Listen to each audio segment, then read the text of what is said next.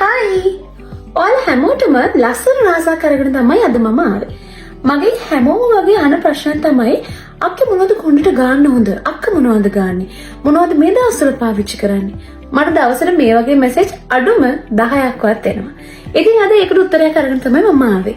මොකද්ද මේ ලස්සන රහස? රෝස් ඉරවණු තින්නේ අරගෙන එන රූපේෂ. එන්න මම ඔයාලට ඉගෙන විස්තර කියන්නම්. දිලිසෙන ශක්තිමත් දිග කොණ්ඩයක් අපි කොහොමද හදාගන්නේ? මේ තියෙන එකට හොඳම උත්තරේ.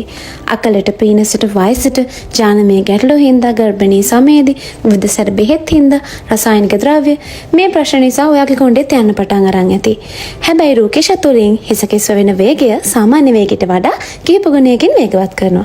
කොණ්ඩෙට ආවේනික ලස්සන දීප්තියක් ලබා දෙනවා. අකලට සුදු වුණු අයට දීර්ඝකාලීනව භාවිතා කරන්න පුළුවන් හොඳ ප්‍රතිඵල ලබා දෙනවා. සති 2ක් 4ක් ඇතුළත ඔයාට මේ වෙනස ටික ටික දැනගන්න පුළුවන් වෙයි. බලන් ඉන්නකෝ. ස්වභාවික අමුද්‍රව්‍ය වලින් නිෂ්පාදනය කරලා තියෙන නිසා බය වෙන්න කිසිම ප්‍රශ්නයක් නැහැ. මොනවද මේ ස්වභාවික අමුද්‍රව්‍ය? පිරිසිදු පොල් තෙල්, මුකුණු වැන්න, කීකිරිඳිය, කොහොඹ, කෝමාරිකා, සුදු හඳුන්, එඬරු තෙල්, විටමින් E.